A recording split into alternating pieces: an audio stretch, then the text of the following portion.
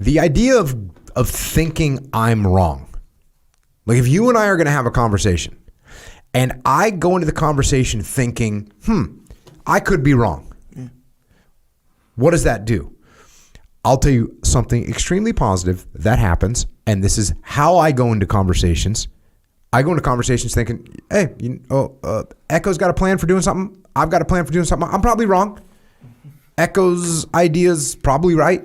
So cool. Let's have a conversation, and he can prove that he's right. And show me how he's right, and I'm okay with being wrong. So what does that do? It opens my mind. Opens my mind. Now, does this mean I blindly say, yes, Echo's right, and I'm wrong? No. I might ask you some earnest questions, but I'm not going to get hostile about it. I'm not going to get aggro about it. I'm going to kind of, be okay.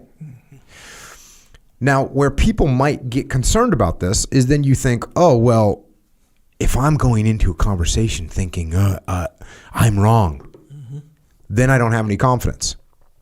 No, as soon as he says something, I'm just going to shut down. No, here's where we have to open your mind a little bit. If you go in with an attitude of, hey, I'm probably wrong, it actually increases your confidence.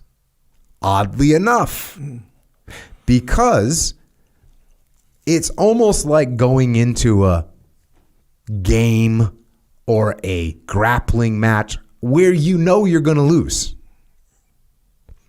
Now, look, you go in, you could have, let's say you were a 10-time world champion in jiu-jitsu, and I was a purple belt. You were a black belt, 10-time world champion, and you and I were going to scrap.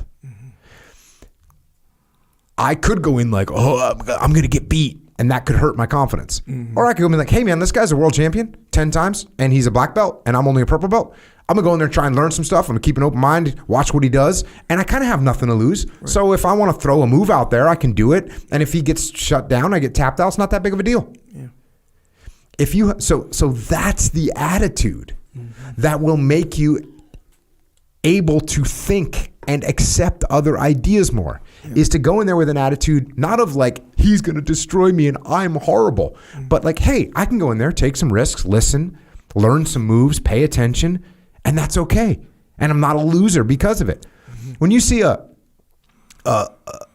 someone steps up in weight class, Jeff Glover steps up in weight class and goes up against a big monster guy, that's equivalent level. So the guy has a huge advantage. And then Jeff gets beat. Do you go, man, what a loser? No, you give respect because he rolled the dice and he stepped in there and he got beat and it's no big deal. Jeff Glover does that in practice too. He'll let you get a rear naked choke. Yeah. I've seen him let some random purple belt get a rear naked choke on him. And once it's sunk in, hooks are in, full rear naked choke, then you see Jeff start to try and escape. And I've seen him tap. After he let a guy get hooks, full rear naked choke, then starts to escape, and he gets tapped. And he's like, whatever.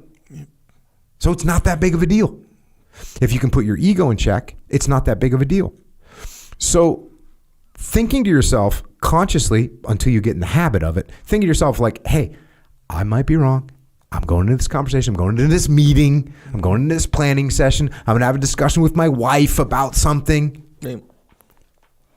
Going into it and thinking to yourself, all right, I'm going to be wrong, and that's okay, is an awesome way to adjust your attitude. It's an awesome way to open your mind, and it's an awesome way to move forward in life. Does it mean you lack confidence? No, it doesn't.